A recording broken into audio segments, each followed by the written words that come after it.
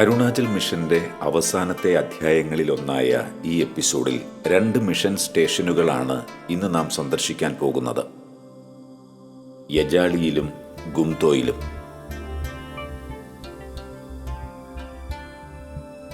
ഇറ്റാനഗറിൽ നിന്നും ഏതാണ്ട് 105 കിലോമീറ്റർ യാത്ര ചെയ്യണം യജാളിയിലെത്താൻ.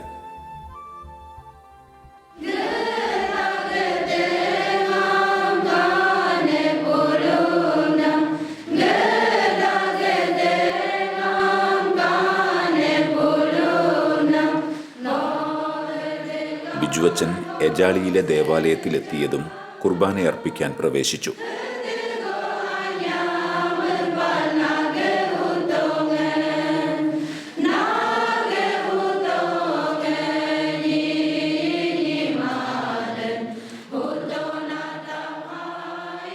യജാളി ഒരു ചെറുപട്ടണമാണെങ്കിലും ഇവിടെയുള്ള ജനം അത്ര പുരോഗതി പ്രാപിച്ചിട്ടില്ല.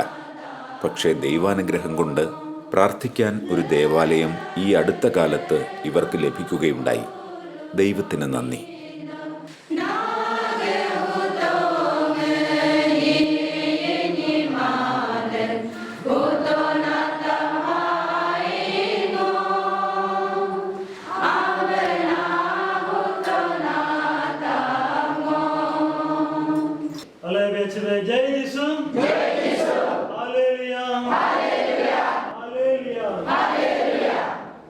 ഈശോ മിശിഹായ്ക്ക് സ്തുതിയായിരിക്കട്ടെ. എല്ലാവർക്കും ജയ് ജിസു. ഇന്ന് നമ്മളിവിടെ ആയിരിക്കുന്ന സ്ഥലം അരുണാചൽ പ്രദേശിലുള്ള ഈറ്റാന രൂപതയിലെ സേക്രഡ് ഹാർട്ട് പാരിഷ് യജാളി എന്ന സ്ഥലത്താണ്. 2018 ഏപ്രിൽ 22 ഈ തിരുഹൃദയ പള്ളി ഇടവകയായിട്ട് ഉയർത്തപ്പെടുകയും ഞങ്ങൾ 2 വൈദികർ ഇവിടെ സേവനം അനുഷ്ഠിക്കുവാനായിട്ട് ആരംഭിക്കുകയും ചെയ്തു. എൻ്റെ പേര് ഫാദർ ജിനു തൈപ്പറമ്പിൽ. ഞാൻ പാലാരൂപതയിലുള്ള അൽഫോൺസാപുരം ഇടവകയിൽ നിന്ന് വരുന്നു. MCBS സഭയിൽ അംഗമായിരിക്കുന്നു. എൻ്റെ കൂടെയുള്ള അച്ഛൻ ഫാദർ റെയ്സൻ കരിയിൽ MCBS. അതോടൊപ്പം MCBS സഭയിലെ പ്രവർത്തനങ്ങൾ ഈ പാരീഷിൽ നന്നായിട്ട് സുഗമമായി ഈ കാലഘട്ടത്തിൽ മുന്നോട്ട് പോവുകയാണ്. വളരെ വർഷങ്ങൾക്ക് മുമ്പ് ക്രിസ്തീയ വിശ്വാസം സ്വീകരിച്ച നിഷി ഗോത്രവർഗ്ഗക്കാരുടെ ഒരു സമൂഹമാണ് ഇന്ന് നമ്മളുടെ കൂടെയുള്ളത്. വിശ്വാസത്തിൻ്റെ പാതയിലേക്ക് കടന്നു വരുവാനായി ഒത്തിരിയേറെ തടസ്സങ്ങളുണ്ടായിരുന്നു, ഒത്തിരിയേറെ വെല്ലുവിളികളുണ്ടായിരുന്നു. അതിനെല്ലാം തരണം ചെയ്ത് യേശുവിലുള്ള വിശ്വാസം ഏറ്റുപറഞ്ഞ് വലിയൊരു സമൂഹമാണ് ഈ വില്ലേജിലുള്ളത്. ഇവർ കൂടുതലും കാർഷികപരമായ ജോലികളിൽ വ്യാപൃതരായിട്ടുള്ളവരാണ്. ഞായറാഴ്ചകളിൽ ഏകദേശം 170 ആളുകളോട് നമ്മളുടെ പള്ളിയിൽ വിശുദ്ധ കുർബാനയ്ക്കായി വരുന്നു. അതോടൊപ്പം തന്നെ ഈ പാരീഷിൻ്റെ കീഴിലായിട്ട് നമുക്ക് വേറെ 8 വില്ലേജുകൾ കൂടി നമുക്ക് കിട്ടിയിട്ടുണ്ട്. തുടക്ക കാലഘട്ടങ്ങളിൽ ഒത്തിരിയേറെ എതിർപ്പുകളുണ്ടായിരുന്നു, ബുദ്ധിമുട്ടുകളും പ്രയാസങ്ങളും ഉണ്ടായിരുന്നു. എങ്കിലും അവരെ സ്വീകരിച്ച വിശ്വാസത്തിൽ തന്നെ അടിയുറച്ച് നിന്നുകൊണ്ട് ഇന്നും അവർ മുന്നോട്ട് പോവുകയാണ്. അതിൻ്റെ ഒരു തെളിവാണ് ഇന്ന് ഇത്രയേറെ ആളുകൾ വിശുദ്ധ കുർബാനയ്ക്കായി ഈ ദേവാലയത്തിലേക്ക് വരുവാനായിട്ട് കാരണമായി തീർന്നിട്ടുള്ളത്.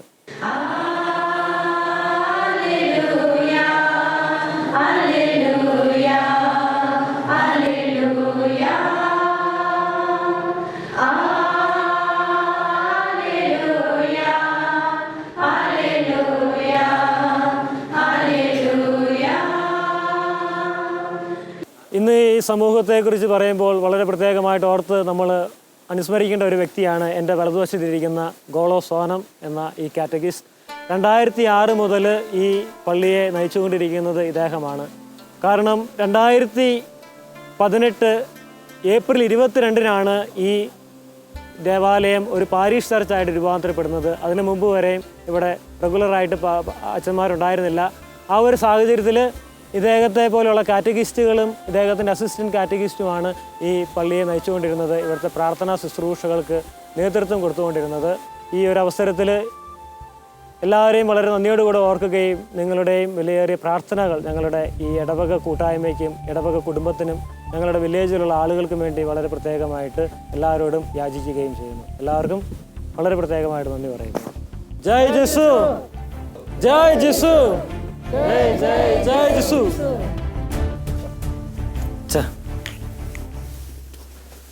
നമ്മുടെ പള്ളിയുടെ പുറകുവശമാണ്. ഇത് നമ്മുടെ വീട് താമസിക്കുന്ന സ്ഥലം. ഇതെങ്ങനെ ഉടനെങ്ങാനും മാറ്റം പരിപാടി ഉണ്ടോ? പള്ളിമുറിയുടെ പണിയെക്കുറിച്ച് ചിന്ത തുടങ്ങി പിതാവുമായിട്ട് കഴിഞ്ഞ ദിവസം ഒരു മീറ്റിംഗ് നടത്തിയായിരുന്നു. പിന്നെ ചെയ്യാന്നുള്ള പറഞ്ഞു. പിന്നെ എങ്ങനെയുണ്ട് ഇവിടെ? അച്ഛനിവിടെ ഇപ്പം വികാരിയായിട്ട് ഇപ്പോൾ 6 മാസമല്ലേ? ഇപ്പോൾ 6 മാസം കഴിഞ്ഞു. കഴിഞ്ഞ ഏപ്രിൽ 22-ന് നമ്മളിത് പാരിഷാക്കി തീരുമാനിച്ചു. അതിനുശേഷം നമ്മൾ ഇത്രയും നാളുകൾ പാസ്റ്ററൽ മിനിസ്ട്രിയിലാണ്. എന്ത് തോന്നുന്നു ഈ 6 മാസത്തെ ഇവിടുത്തെ ജീവിതം? 6 മാസത്തെ ജീവിതത്തിൻ്റെ വ്യത്യാസം എന്ന് പറഞ്ഞാൽ ഇതൊരു പുതിയൊരു കമ്മ്യൂണിറ്റിയാണ്. അച്ഛന്മാർ ഇതുവരെ ഇവിടെ ഉണ്ടായിരുന്നതല്ല. അപ്പോൾ നമ്മളിവിടെ വന്നതിന് ശേഷം എല്ലാ ദിവസവും വിശുദ്ധ കുർബാന നമ്മളിവിടെ അർപ്പിക്കുന്നുണ്ട്. രാവിലെ ആരാധനയ്ക്ക് ശേഷം മോർണിംഗ് പ്രെയർ, ഇവരുടെ നിഷി പ്രാർത്ഥനകളുണ്ട്. അതിനുശേഷം 6:45 നമ്മൾ ഓരോ ദിവസവും വിശുദ്ധ കുർബാന അർപ്പിക്കുന്നു. ഇത് തിരുഹൃദയത്തിൻ്റെ പള്ളിയാണ്. അപ്പോൾ തിരുഹൃദയത്തിൻ്റെ പള്ളി ആയതുകൊണ്ട് തന്നെ നമ്മൾ എല്ലാ മാസത്തിൻ്റെ ആദ്യ വെള്ളിയാഴ്ചകളിൽ 1 hour ആരാധനയും വിശുദ്ധ കുർബാനയും. ഒത്തിരിയേറെ ആളുകൾ അതിൽ സംബന്ധിക്കാനായിട്ട് നമ്മുടെ വില്ലേജുകളിൽ നിന്നുള്ള ആളുകളാണെങ്കിലും വരുന്നുണ്ട്. ഇവിടുത്തെ ആത്മായ സഹോദരങ്ങളാണ് ഈ ഒരു കമ്മ്യൂണിറ്റിയെ നയിച്ചുകൊണ്ടിരുന്നത്. ഞായറാഴ്ചകളിൽ പോലും അവരായിരുന്നു ശുശ്രൂഷ ഉണ്ടായിരുന്നത്. ഇപ്പോൾ അതിൻ്റെ ഇത് രണ്ടും അവസ്ഥകളെ എങ്ങനെ കാണുന്നു? പണ്ടുണ്ടായിരുന്നതും തമ്മിൽ ഉള്ള വ്യത്യാസം അച്ഛൻ എങ്ങനെയാണ് അതിനെ കാണുന്നത്? ഇവിടെ നടന്നുകൊണ്ടിരുന്നത് മാസത്തിൽ ആദ്യത്തെ ഞായറാഴ്ച മാത്രമാണ് ഇവിടെ വിശുദ്ധ കുർബാന നമുക്കുണ്ടായിരുന്നത്. കാരണം ഇവിടെ യജാളിയിൽ നമ്മുടെ കത്തോലിക്ക വിശ്വാസം സ്വീകരിച്ച് ഒത്തിരിയേറെ ആളുകളുള്ളൊരു സ്ഥലമാണ്. ഇവിടെ ഏകദേശം ഓരോ ദിവസവും ഇപ്പോഴത്തെ കണക്കനുസരിച്ച് കുർബാനയിൽ 170ഓളം ആളുകൾ ഓരോ ഞായറാഴ്ച ഇവിടെ വിശുദ്ധ കുർബാന സംബന്ധിക്കുന്നുണ്ട്.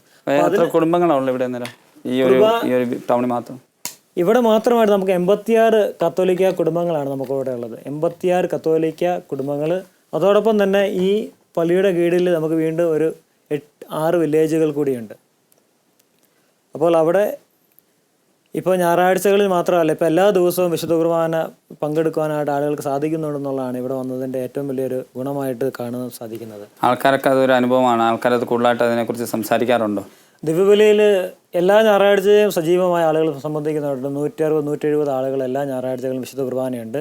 അതോടൊപ്പം തന്നെ ഞങ്ങൾ 2 അച്ഛന്മാരുള്ളത് കൊണ്ട് തന്നെ ഒരച്ഛൻ എന്നും എല്ലാ ഞായറാഴ്ചകളിലും ഏതെങ്കിലും വില്ലേജിലും വിശുദ്ധ കുർബാന അർപ്പിക്കുന്നുണ്ടാവും. അവിടെയും ആ വില്ലേജിലുള്ളവരും അതിനോട് ചേർന്നുള്ള വില്ലേജിലെ ആളുകളും വിശുദ്ധ കുർബാനയെ സംബന്ധിക്കാനായിട്ട് വരുന്നുണ്ട്. അതോടൊപ്പം അതിനകത്തൊരു ഏറ്റവും പോസിറ്റീവായിട്ട് നമുക്ക് പറയാനായിട്ടുള്ളത്, ഇവിടെ നമ്മൾ വന്നതിന് ശേഷം എല്ലാ ദിവസവും അരമണിക്കൂർ ആരാധനയും ഡിവൈൻ മേഴ്സി പ്രാർത്ഥനയും അതിനുശേഷം വിശുദ്ധ കുർബാന ഉണ്ടെന്നുള്ളതാണ്. മോർണിംഗ് പ്രെയറും വിശുദ്ധ കുർബാനയും ഉണ്ടെന്നുള്ളതാണ്. വേറൊരു കാര്യം എന്ന് പറഞ്ഞാൽ വൈകുന്നേരങ്ങളിൽ അതിനുശേഷം നമ്മളിവിടെ വന്നതിന് ശേഷം ഫാമിലി യൂണിറ്റ് തിരിച്ച് ഞായറാഴ്ച മുതൽ വ്യാഴാഴ്ച വരെ ഫാമിലി യൂണിറ്റുകൾ തിരിച്ചുകൊണ്ട് നമ്മൾ പ്രാർത്ഥനകൾ എല്ലാ ആഴ്ചയിലും ഞായറാഴ്ച മുതൽ വ്യാഴാഴ്ച വരെ. പിന്നീട് ശനിയാഴ്ചകളിൽ വിമൻ ഫെലോഷിപ്പ് എന്ന് പറഞ്ഞുകൊണ്ട് ഒരു സ്ത്രീകളുടെ ഒരു കൂട്ടായ്മയും ശനിയാഴ്ചകളിലും വൈകുന്നേരം നടത്തുന്നുണ്ട്. അച്ഛന്മാർക്ക് താമസിക്കാനായിട്ട് ഒരു സൗകര്യം ആകുന്നതിന് മുമ്പ് തന്നെ ഇതുപോലൊരു ഷെഡിലേക്ക് കടന്നു വരാനായിട്ട് ഞാൻ മനസ്സിലാക്കിയത്, അധികാരികളൊക്കെ നല്ലൊരു കെട്ടിടമൊക്കെ ആയിട്ട് അവിടെ പോയി താമസിച്ചാൽ മതി എന്ന് പറഞ്ഞു എന്നാണ് ഞാൻ മനസ്സിലാക്കുന്നത്. എന്നിട്ടും പെട്ടെന്ന് ഇങ്ങനെ ഒരു തീരുമാനം എടുക്കാനായിട്ട് എന്തെങ്കിലും പ്രത്യേകിച്ച് കാരണമുണ്ട്? ഇവിടുത്തെ ആളുകളുടെ ഒരു ജീവിതശൈലി നോക്കിക്കഴിഞ്ഞാൽ നമുക്ക് മനസ്സിലാക്കാൻ സാധിക്കും. 90% ആളുകൾ താമസിക്കുന്നത് ഈ ബാമ്പ് മുളകൾ കൊണ്ട് കെട്ടിയിട്ടുള്ള വീടുകളിലാണ്. അപ്പോൾ അതിനകത്ത് താമസിക്കുമ്പോൾ അവരുടെ ഒരു ഇടയിലുള്ള ഒരാളിനോടുള്ളൊരു സ്നേഹവും പരിഗണനയുമാണ് ആളുകൾക്കാണേലും നമ്മളോടുള്ളത്. കാരണം അവരെ സംബന്ധിച്ചിടത്തോളം ഞാൻ പേഴ്സണലായിട്ട് വ്യക്തിപരമായിട്ട് എൻ്റെ ഇത് പറഞ്ഞു കഴിഞ്ഞാൽ ഈ പള്ളിയിലുള്ള ഈ പള്ളിക്ക് വേണ്ടിയുള്ള ആദ്യത്തെ വികാരിയായിട്ട് ഇരിക്കാനായിട്ട് ഭാഗ്യം ലഭിച്ച ആളാണ് ഞാൻ. അതിനുശേഷം ഓരോ ദിവസവും വിശുദ്ധ കുർബാന. അപ്പോൾ അവരുടെ ആ അച്ഛൻ അവരെ പോലെ ഒരു ഭവനത്തിൽ ഇപ്പോൾ താമസിക്കുന്നു എന്നുള്ളത് അവർ തന്നെ കെട്ടിത്തന്ന വീടാണിത്. നമ്മൾ താമസിക്കാൻ തുടങ്ങിയപ്പോൾ അവർക്ക് ഒത്തിരിയേറെ സന്തോഷമായി. കാരണം അവർ നിർമ്മിച്ച ഭവനത്തിൽ അവർക്ക് വേണ്ടിയുള്ള അച്ഛൻ താമസിക്കുന്നു എന്നതിൽ ആളുകൾക്ക് ഒത്തിരി സന്തോഷമുണ്ട്. അതുപോലെ അവർ തന്നെ ഇപ്പോൾ എന്നെ നിർബന്ധിക്കുന്നുണ്ട് പെട്ടെന്ന് തന്നെ അച്ഛൻ്റെ നല്ല വീട് സിമെൻറ്റ് കൊണ്ടുള്ള കെട്ടിടം പണിയാനും താമസം ഉടനടി ഞങ്ങൾ മാറ്റണമെന്ന് അവർ തന്നെ നിർബന്ധിക്കാൻ തുടങ്ങി. അപ്പോൾ അതുകൊണ്ട് ഇപ്പോൾ പിതാവിൻ്റെ അനുവാദത്തോടു കൂടെ നമ്മളും അതിനു വേണ്ടിയുള്ള ശ്രമത്തിൽ ആണ്. അച്ഛൻ ഇതിനു മുമ്പ് ജോലി ചെയ്തത് മഹാരാഷ്ട്രയിലാണ്. മെൻ്റലി ചലഞ്ചഡായിട്ടുള്ള ഡിഫറൻ്റ്ലി ഏബിൾഡ് ആയിട്ടുള്ള കുട്ടികളുടെ കൂടെയായിരുന്നല്ലോ അച്ഛൻ്റെ ശുശ്രൂഷ. അച്ഛൻ വളരെ മനോഹരമായിട്ട് ആ ശുശ്രൂഷ ചെയ്തുകൊണ്ടിരുന്നൊരു വ്യക്തിയാണ്. അവിടെ നിന്ന് മഹാരാഷ്ട്രയിൽ നിന്നും തിരിച്ച് ഈ അരുണാചൽ പ്രദേശിലേക്ക് വരികയും ഇവിടെ ഈ ഒരു ശുശ്രൂഷയുടെ ഭാഗമാകുകയും ചെയ്തപ്പോൾ അച്ഛൻ അതിൻ്റെ ഒരു വ്യത്യാസം എങ്ങനെ, ഈ 2 ശുശ്രൂഷകളെയും അച്ഛൻ എങ്ങനെയാണ് താരതമ്യം ചെയ്യുക? മഹാരാഷ്ട്രയിൽ വളരെ സന്തോഷകരമായ രീതിയിൽ മിഷൻ പ്രവർത്തനം നടത്താൻ സാധിച്ചു എന്നത് പറയാനായിട്ട് സാധിക്കും. അപ്പോൾ അതിൽ നിന്ന് മാറി ഇവിടെ വരുമ്പോൾ വ്യത്യാസം എന്ന് പറയുമ്പോൾ കൂടുതലായിട്ട് പാസ്റ്ററൽ ഓറിയൻറ്റേഷൻ, നമ്മൾ ഒരു അജപാലന മേഖലയിലേക്ക് ഒന്നുകൂടെ കടന്നു വന്നു. ഒത്തിരിയേറെ ക്രിസ്തുവിനെ സ്നേഹിക്കുന്ന ആളുകളുടെ ഇടയിൽ, അതേസമയം അവർക്കൊരു അവസരമില്ലാതിരുന്നൊരു സമൂഹത്തിനിടയിൽ വന്ന് വചനം പ്രസംഗിക്കാനും പ്രാർത്ഥനകൾ പഠിപ്പിക്കുവാനും കുദാശകളെക്കുറിച്ച് പറഞ്ഞു കൊടുക്കുവാനും വിശുദ്ധ കുർബാന അവർക്ക് പങ്കുവെച്ചു കൊടുക്കുവാനും ആരാധനകൾ തുടങ്ങുവാൻ സാധിച്ചു. അങ്ങനെ ഒരു വലിയൊരു സന്തോഷം ഈ ഒരു ചുരുങ്ങിയൊരു കാലയളവിനുള്ളിൽ തന്നെ നേടിയെടുക്കുവാനായിട്ട് സാധിച്ചു. അതുപോലെ ഇവിടുത്തെ ആദ്യകാലത്ത് ഒത്തിരിയേറെ കഷ്ടതകൾ സഹിച്ച ഇവിടുത്തെ മിഷണറിമാരെ, അച്ഛന്മാരെയും അവരുടെ അനുഭവങ്ങളും ചിലർ ഇതിൽ വന്നപ്പോൾ പങ്കുവയ്ക്കുകയുണ്ടായി. അപ്പോൾ അത് നമുക്ക് ഒത്തിരിയേറെ പ്രചോദനം നൽകുന്നു. മുമ്പോട്ട് പോകാനുള്ള യാത്രയിലാണേലും ഒത്തിരിയേറെ ഒരു ആഗ്രഹത്തോടുകൂടെ മുന്നോട്ട് പോകാൻ ഇവിടുത്തെ ഒരു ജീവിതം വളരെ സന്തോഷവും സംതൃപ്തി നൽകുന്നു എന്ന് പറയാം. ഒത്തിരിയേറെ സംതൃപ്തി നൽകുന്ന ഒരു മിഷനാണ്. കാരണം ഒരു പ്രത്യേകിച്ച് ഒരു ഗോത്രവർഗമാണേലും നമ്മൾ അവരുടെ കൂടെ ആയിരിക്കും അവർ നമ്മളെ ഒത്തിരിയേറെ സ്നേഹിക്കുന്നതായിട്ട് നമുക്ക് മനസ്സിലാക്കുവാനായിട്ട് സാധിക്കും. അവരുടെ ഒരു കുടുംബത്തിലെ ഒരു അംഗത്തിൻ്റെ ഒരു സ്ഥാനമാണ് നമുക്ക്. അച്ഛൻ ഹിന്ദി അറിയാവുന്നൊരു ഹിന്ദി അത്യാവശ്യം അച്ഛൻ സംസാരിക്കുമായിരുന്നു. ഇവിടെ വന്നപ്പോഴാണെങ്കിലും ഇവിടെയുള്ള ആൾക്കാർക്ക് അത്യാവശ്യം ഹിന്ദിയൊക്കെ അറിയാം. എങ്കിലും അച്ഛൻ ഇവരുടെ ലാംഗ്വേജ് നിഷി പഠിക്കാനായിട്ട് കൂടുതൽ പരിശ്രമിച്ചു. അത് ഫലം കണ്ട് തുടങ്ങിയിരിക്കുന്നു. അച്ഛൻ നന്നായിട്ട് നിഷി സംസാരിക്കുന്നതൊക്കെ കാണാൻ കഴിഞ്ഞു. കുർബാനയുടെ സമയത്തൊക്കെയാണ് നന്നായിട്ട് ചെയ്യുന്നത് കാണാൻ കഴിഞ്ഞു. അതും ഒരു ഈ ഒരു സമൂഹത്തെ സംബന്ധിച്ച് അത് എന്തുമാത്രം പ്രധാനമായിട്ട് അച്ഛൻ കരുതുന്നു? അതും വളരെ പ്രധാനപ്പെട്ട ഒരു കാര്യമാണ്. കാരണം അവരുടെ ആളുകൾ തന്നെ പറയുന്നുണ്ട്, ഞങ്ങളുടെ അച്ഛൻ ഞങ്ങളുടെ ഭാഷയിൽ ഞങ്ങളോട് സംസാരിക്കുന്നു എന്നുള്ളത് വളരെ അഭിമാനത്തോടും സന്തോഷത്തോടും കൂടെ ആളുകൾ പറയുന്ന ഒരു കാര്യമാണ്. അപ്പോൾ അതിന് തന്നെ ഞാൻ ഒത്തിരിയേറെ കടപ്പെട്ടിരിക്കുന്നത് MCBSൻ്റെ തന്നെ വെങ്കിയോ മിഷനോടാണ്. കാരണം ഞാനിവിടെ വന്ന ആദ്യത്തെ 3 മാസക്കാലം ഞാനുണ്ടായിരുന്നത് വെങ്കിയോ മിഷനിലാണ്, MCBS സഭയുടെ MCBS മിഷനിലാണ്. അപ്പോൾ അവിടെ ഉണ്ടായിരുന്ന സാഹചര്യത്തിൽ അവിടുത്തെ ആളുകളോടുകൂടെ ഇടപെടുവാനും അവിടുത്തെ ബഹുമാനപ്പെട്ട വൈദികരോടുകൂടെ ചേർന്ന് പ്രവർത്തിച്ചപ്പോൾ ഭാഷയുടെ ഒരു പ്രാധാന്യം മനസ്സിലാക്കുവാനായിട്ട് സാധിച്ചു. അങ്ങനെ അവിടെ നിന്ന് ബേസിക്കായിട്ട് പഠിക്കുവാനും പിന്നീട് തുടർന്ന് ഞാൻ ഇവിടെ വന്ന അവസരത്തിലാണ് യാച്ചുലി എന്ന് പറയുന്ന സ്ഥലത്ത് കുറച്ച് 3 മാസം ഉണ്ടായിരുന്നു. ഇതിൻ്റെ തലപ്പള്ളി എന്ന് പറയുന്ന പള്ളിയിൽ അവിടെ നിന്നാണേലും കുറച്ച് പഠിക്കുവാൻ സാധിച്ചു. പിന്നീട് ഇവിടെ വന്ന് ഇവിടുത്തെ ആളുകളോടുകൂടി ഇടപെട്ടപ്പോൾ ഒന്നും കൂടെ ആഴത്തിൽ കാര്യങ്ങൾ മനസ്സിലാക്കുവാനായിട്ട് ദൈവം അവസരം ഒരുക്കി. അതിന് ആളുകളോട് ഞാൻ പ്രത്യേകം നന്ദി പറയുന്നു. MCBSലുള്ള അച്ഛന്മാരോടും പ്രത്യേകം കടപ്പെട്ടിരിക്കുകയാണ്. തീർച്ചയായിട്ടും അച്ഛൻ്റെ പ്രവർത്തനങ്ങൾ കൂടുതൽ മനോഹരമാകട്ടെ. അച്ഛൻ്റെയും ഈ ഇടവക ജനത്തിൻ്റെയും സ്വപ്നമായ അച്ഛനൊരു നല്ലൊരു ഭവനം ഉണ്ടാകാനായിട്ട് തീർച്ചയായിട്ടും എനിക്കറിയാം ഇവിടെയുള്ള ആൾക്കാർ അച്ഛനെ ഒത്തിരി സഹായിക്കും. അവരുടെ സഹായത്തോടു കൂടി അച്ഛനത് പണിതുയർത്തുമെന്നറിയാം. എങ്കിലും ഈ ഒരു ലാളിത്യമൊന്നും നഷ്ടപ്പെടാതെ അതേ ലാളിത്യത്തിൽ മറ്റൊരു ഭവനത്തിൽ ജീവിക്കാനുള്ള അനുഗ്രഹം കർത്താവ് തരട്ടെ എന്ന് ഞങ്ങൾ ആശംസിക്കുന്നു. ഒപ്പം തന്നെ ഇനിയും മുമ്പോട്ട് ഒത്തിരി പോകുവാനും ഈ ഒരു ജനത്തിന് കൂടുതൽ സേവനം ചെയ്യാനും ദൈവം അനുവദിക്കട്ടെ. അച്ഛന് ഒത്തിരി നന്ദി. ഞാനും എല്ലാവരോടും പ്രത്യേകമായിട്ട് പ്രാർത്ഥന ചോദിക്കുകയാണ്. കാരണം ഈ സമയം വളരെ പ്രത്യേകമായിട്ട് എല്ലാവരോടും നന്ദി പറയുകയാണ്. കാരണം ഒത്തിരിയേറെ ആളുകൾ കേരളത്തിൽ നിന്നാണേലും പ്രാർത്ഥനകൾ വാഗ്ദാനം ചെയ്തിട്ടുണ്ട്, പ്രാർത്ഥിക്കുന്നവരുണ്ട്, എൻ്റെ സഭാ സമൂഹത്തിലെ അംഗങ്ങളുണ്ട്. അതോടൊപ്പം തന്നെ എല്ലാവരോടും ഒരിക്കൽ കൂടി യാചിക്കുവാനായിട്ടുള്ളത് നിങ്ങളുടെ വലിയൊരു പ്രാർത്ഥനകളാണ്. കാരണം ഇതൊരു പുതിയൊരു ഇടവക കൂട്ടായ്മ, ഇടവക കുടുംബമാണ്. അപ്പോൾ ഇവിടുത്തെ പ്രവർത്തനങ്ങൾ ദൈവാനുഗ്രഹത്താൽ നന്നായിട്ട് ചെയ്യുവാൻ ദൈവത്തിന് ഈ ജനത്തെ ഒത്തിരിയേറെ സ്നേഹിക്കുന്നുണ്ട്. ദൈവം ഒത്തിരിയേറെ കാര്യങ്ങൾ ഇവിടെ ചെയ്യുവാനായിട്ട് ആഗ്രഹിക്കുന്നുണ്ട്.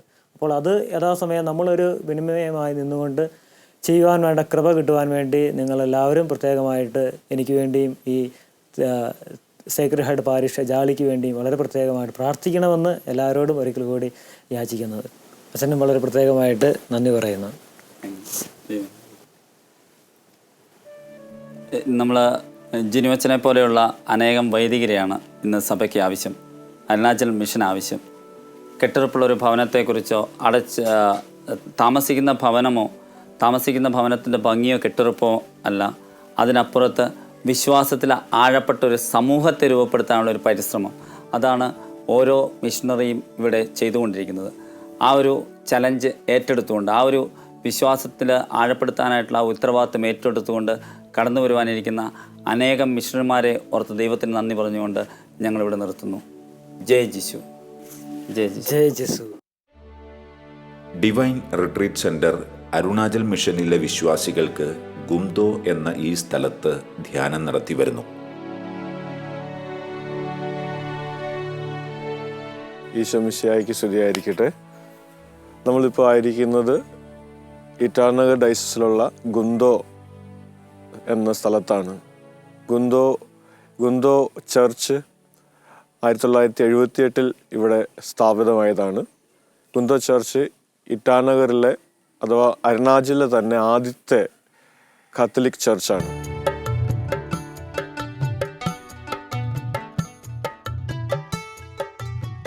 ഹർമുട്ടിയിൽ നിന്നും ആസാമിൽ നിന്നും അച്ഛന്മാർ അവിടെ നിന്ന് വന്ന് ഇവിടെ സ്ഥാപിച്ച പള്ളിയാണ്. ഒരു കാലഘട്ടത്തിൽ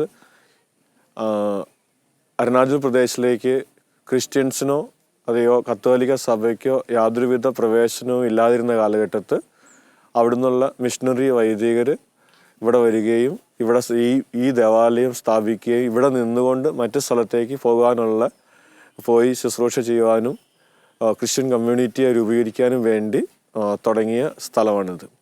അതുകൊണ്ട് നമ്മൾ ഇവിടെ കാണുന്ന ഈ ദേവാലയം അരുണാചലിൽ തന്നെ ആദ്യത്തെ ദേവാലയമാണ്.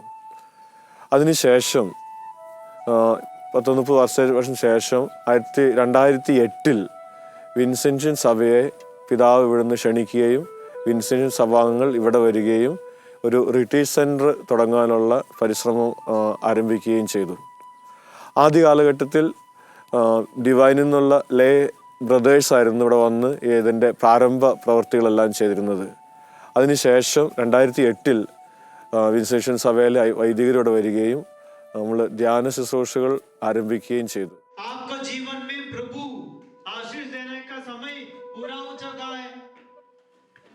आपका परिवार में ईश्वर का आशीष आने का समय पूरा हो चुका है. आपका जीवन बदलने का समय पूरा हो चुका है. बीमारियों से चंगाई मिलने का समय पूरा हो चुका है. पापों से छुटकारा मिलने का समय पूरा हो चुका है. क्या करना है? पश्चाताप करना है. സുവിശേഷത്തിലെ പരമപ്രധാനമായ ഉപദേശം പശ്ചാത്തപിക്കുക. നീ ഈ വചനം കേൾക്കുകയും പശ്ചാത്തപിക്കുകയും കർത്താവിൻ്റെ മുൻപിൽ സ്വയം വിനീതനാവുകയും ചെയ്തു. ഈ ദേശത്തിനും ഇതിലെ നിവാസികൾക്കുമെതിരെ അവർ ശൂന്യതയും ശാപവുമാകുമെന്ന് ഞാൻ അരുളി ചെയ്തപ്പോൾ നീ വസ്ത്രം കീറി എൻ്റെ മുൻപിൽ നിന്ന് കരഞ്ഞു. നിന്റെ വിലാപം ഞാൻ കേട്ടിരിക്കുന്നുവെന്ന് കർത്താവ് അരുളി ചെയ്യുന്നു. യഥാർത്ഥ ക്രിസ്തീയ ജീവിതത്തിൻ്റെ അടിത്തറ സന്തോഷച്ചൻ അവരെ പഠിപ്പിക്കുകയാണ്. ഗുന്തോ റിട്രീറ്റ് സെൻറ്റർ ഇരിക്കുന്നത് എക്സാക്ട്ലി അരുണാചലിൻ്റെ ആസാമിൻ്റെ ബോർഡറിലാണ്. ഇപ്പോൾ നമ്മളിവിടെ കാണുന്ന ഈ സ്ഥലത്തിൻ്റെ മതിൽ അത് അരുണാചൽ ബോർഡറായിട്ട് തന്നെ കൂട്ടാം. അതിന് തൊട്ടടുത്ത് അത് കഴിഞ്ഞാൽ അടുത്ത സ്ഥലം മുതൽ ആസാമാണ്. പിന്നെ ഈ ബോർഡർ ഇരിക്കുന്നതുകൊണ്ട് തന്നെ ഗുണമുണ്ട്, 2 സ്റ്റേറ്റിൽ നിന്നും ആൾക്കാർക്ക് വരാൻ പറ്റും. അത് മീൻസ് ഇവിടെ അരുണാചലിലോട്ട് പ്രവേശിക്കണമെങ്കിൽ ഇവിടെ പാസ് വേണം. പാസിൻ്റെ ഒരു പ്രശ്നമുണ്ട്. ഈ സംഭവം ഈ ബോർഡറിലായതുകൊണ്ട് നമ്മുടെ ചെക്ക് പോസ്റ്റ് തന്നെ നമ്മുടെ ഹൗസിൻ്റെ നമ്മുടെ ആശ്രമത്തിൻ്റെ നമ്മുടെ ഈ മെയിൻ ഗേറ്റിൻ്റെ ഫ്രണ്ടിൽ തന്നെ നിങ്ങൾ കാണുന്നത് ചെക്ക് പോസ്റ്റാണ്. ഈ ബോർഡറിലായതുകൊണ്ട് നമുക്കുള്ള ഒരു അഡ്വാൻറ്റേജ് 2 സ്ഥലത്തു നിന്നുള്ള ആൾക്കാർക്ക് ബുദ്ധിമുട്ടില്ലാതെ ഇവിടെ വരുവാനും ധ്യാനിക്കാനും പ്രാർത്ഥിക്കാനും ശ്രമിക്കുന്നുണ്ട്.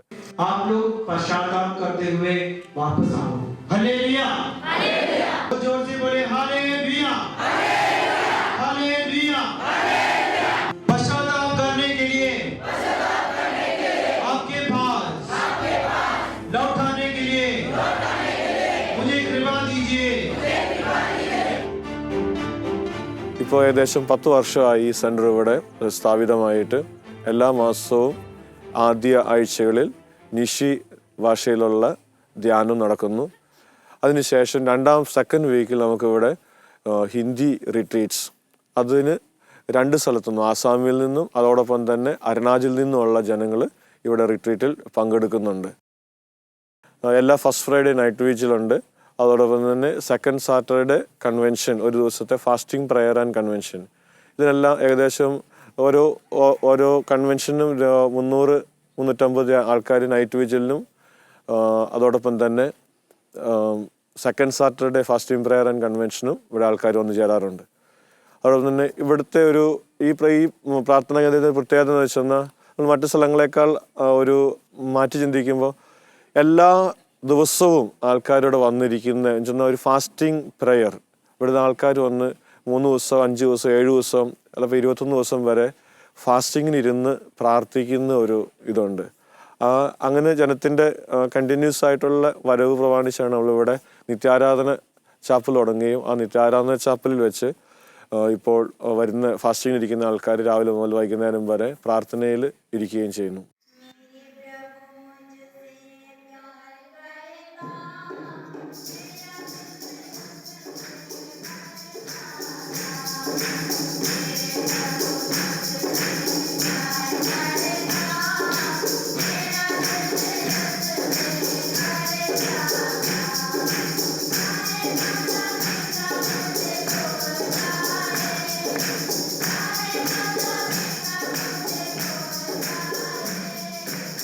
ആത്മീയ സംഘർഷങ്ങൾ അനുഭവിക്കുന്ന ഏതൊരു വ്യക്തിക്കും സധൈര്യം ഓടിയണയാനൊരു കൂടാരം. ഗുംതോയിലെ ജനങ്ങൾ ഇന്ന് അനുഭവിക്കുന്ന ആനന്ദത്തിൻ്റെ റേഞ്ച് ഈ ഗാനത്തിലൂടെ നമുക്ക് മനസ്സിലാക്കാവുന്നതാണ്. ഭക്ഷണം ഉപേക്ഷിച്ച് മതിമറന്ന് അവിടുത്തെ സന്നിധിയിലിരുന്ന് പാടിപ്പുകഴ്ത്തുകയാണ് ഈ ദൈവമക്കൾ.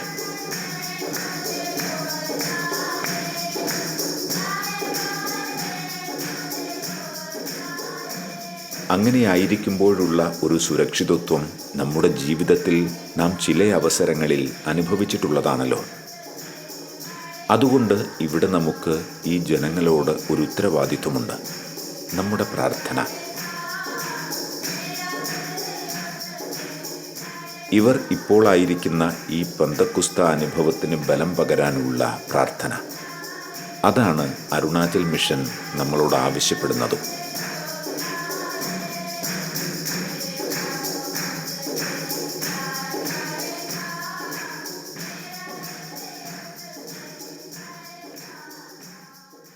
ഇവിടെ കടന്നു വരുന്ന ജനത്തിൻ്റെ ഒരു കോമൺ കാര്യം, ഒരു കാര്യം നമ്മളൊരു കേരളത്തിലെ ഒരു പരിസ്ഥിതി ഒരു സ്ഥിതിവിശേഷമല്ല വിശ്വാസത്തിൻ്റെ രീതിയിൽ. ഇപ്പോൾ അരുണാചലിനെ സംബന്ധിച്ച് നോർത്ത് ഈസ്റ്റിൽ വെച്ച് തന്നെ ഏറ്റവും ന്യൂ ക്രിസ്ത്യൻസാണ്, ഏറ്റവും പുതിയ ഏറ്റവും ലാസ്റ്റ് ക്രിസ്ത്യൻസ് ആയവരാണ് ഇവർ. അതുകൊണ്ട് തന്നെ അവരുടെ വിശ്വാസത്തിൽ അവർക്ക് ദൈവാശ്രയത്വം ഉണ്ട്, പക്ഷെ അവരുടെ വിശ്വാസം അത്ര ഡീപ്പ് റൂട്ടഡ് ഫെയ്ത്ത് അല്ല. അതുകൊണ്ട് എങ്ങനെയാണെന്ന് അറിയത്തില്ല. അതുകൊണ്ട് തന്നെ ഇവർ കൂടുതലായിട്ട് ദൈവത്തെ അറിയാനും ദൈവത്തിലേക്ക് കടന്നു വരാനുള്ള ഒരു താല്പര്യം അവരുടെ ഭാഗത്തു നിന്ന് എപ്പോഴും നമ്മളവിടെ കാണാറുണ്ട്. ഒരു ഹീലിങ്ങിനെ കോൺസെൻട്രേറ്റ് ചെയ്തുകൊണ്ട് മാത്രമാണോ അല്ലെങ്കിൽ മറ്റു കാര്യങ്ങളെ വെച്ചുകൊണ്ട് മാത്രമാണോ എന്നൊരു ചിന്ത വരും. പക്ഷേ ദേ ഡീപ്ലി ബിലീവ്.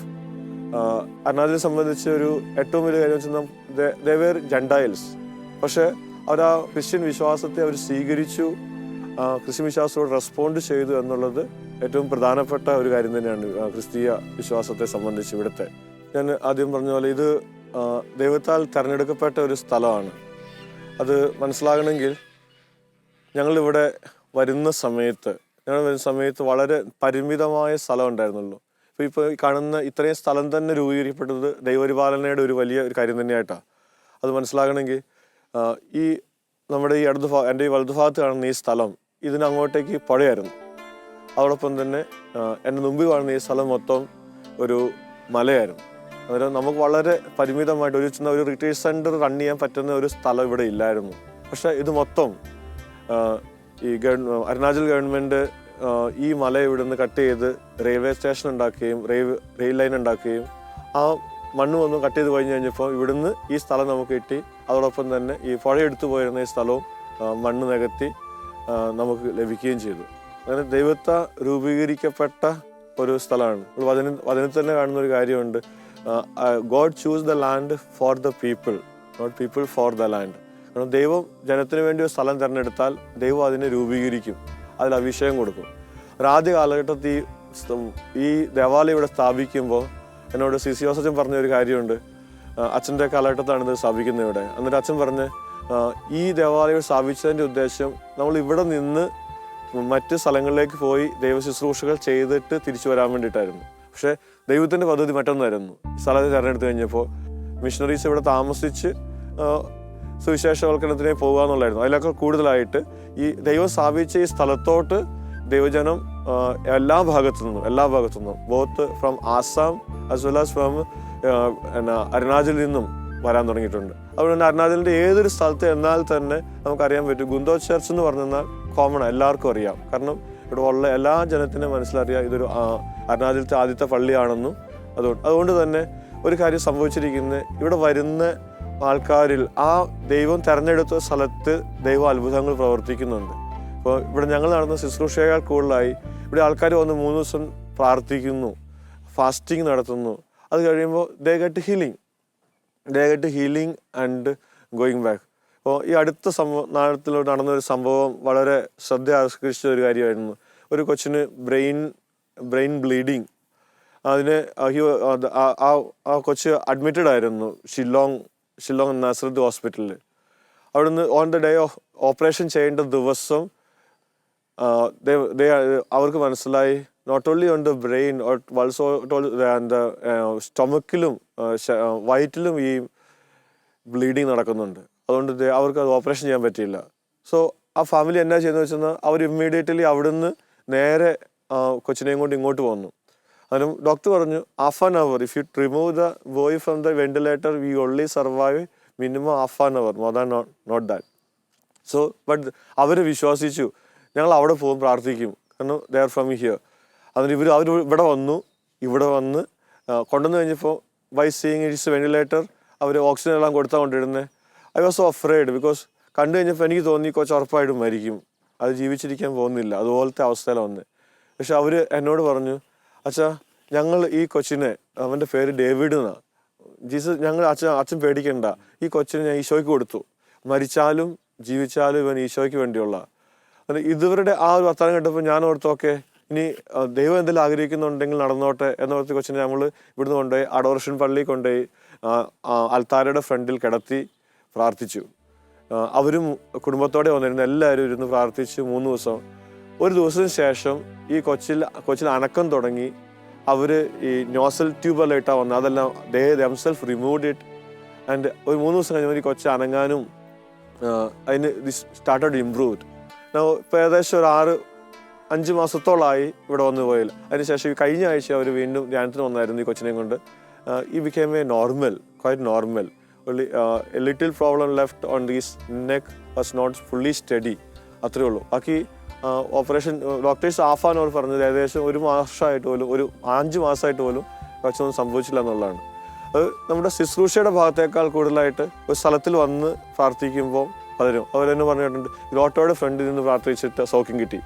അതോടൊപ്പം തന്നെ ഇവിടെ കുരിശിൻ്റെ വഴിയുണ്ട്, ആ കുരിശിൻ്റെ വഴി ഇവിടെ നടന്ന് പ്രാർത്ഥിച്ചിട്ട് ഞങ്ങൾക്ക് സൗഖ്യം കിട്ടി. അതുകൊണ്ട് അങ്ങനെ എന്നാൽ ഈ സ്ഥലത്തിന് തന്നെ യേശു ഒരു അനുഗ്രഹം കൊടുത്തിട്ടുണ്ട്. അത് മക്കവാര ദിവസത്തിൽ വായിക്കുന്ന പോലെ I have choose this land for the people. സൊളമന്റെ പ്രാർത്ഥന അത് തന്നെയായിരുന്നു, കർത്താവേ നിനക്കായി ഒരു സ്ഥലം ഞങ്ങൾ തിരഞ്ഞെടുത്തിരിക്കുന്നു, ആ സ്ഥലത്ത് വന്ന് പ്രാർത്ഥിക്കുന്നവരുടെ പ്രാർത്ഥനകൾ നീ കേൾക്കണമേ. അല്ലെങ്കിൽ എന്തെങ്കിലും അവർക്ക് വിഷമം ഉണ്ടാകുമ്പോൾ ആ സ്ഥലത്തോട്ട് തിരിഞ്ഞ് പ്രാർത്ഥിക്കുമ്പോൾ ആ പ്രാർത്ഥന നീ കേൾക്കണമേ. അത് അക്ഷരാർത്ഥത്തിൽ ഇവിടെ സംഭവിച്ചുകൊണ്ടിരിക്കുന്ന ഒരു കാര്യമാണ്. പല വിറ്റ്നസ്സുകൾ ഒരു ധ്യാനത്തിൽ വരുന്നതിൽ ഒത്തിരി ഹീലിംഗ് നടക്കാറുണ്ട്.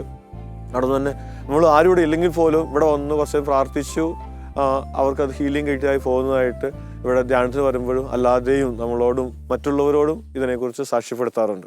അരുണാചലിലെ ഈ പ്രഥമ ദേവാലയത്തിൽ നടത്തപ്പെടുന്ന ശുശ്രൂഷകളിലൂടെ അനേകം അത്ഭുതകരമായ രോഗസൗഖ്യങ്ങളാണ് ഇന്നും സംഭവിച്ചുകൊണ്ടിരിക്കുന്നത്. ജീവിക്കുന്ന ദൈവം ഇവിടുത്തെ ജനങ്ങളുടെ മധ്യത്തിലുണ്ട് എന്നതിൻ്റെ തെളിവാണത്. പ്രാർത്ഥനയോടെ നമുക്കും കാത്തിരിക്കാം അവിടുത്തെ ഇടപെടലിനു വേണ്ടി. തീർച്ചയായും അവിടുന്ന് നമ്മളെയും ഒരു ദിവസം തൊടും, ഒരു വൻ മാറ്റത്തിനു വേണ്ടി.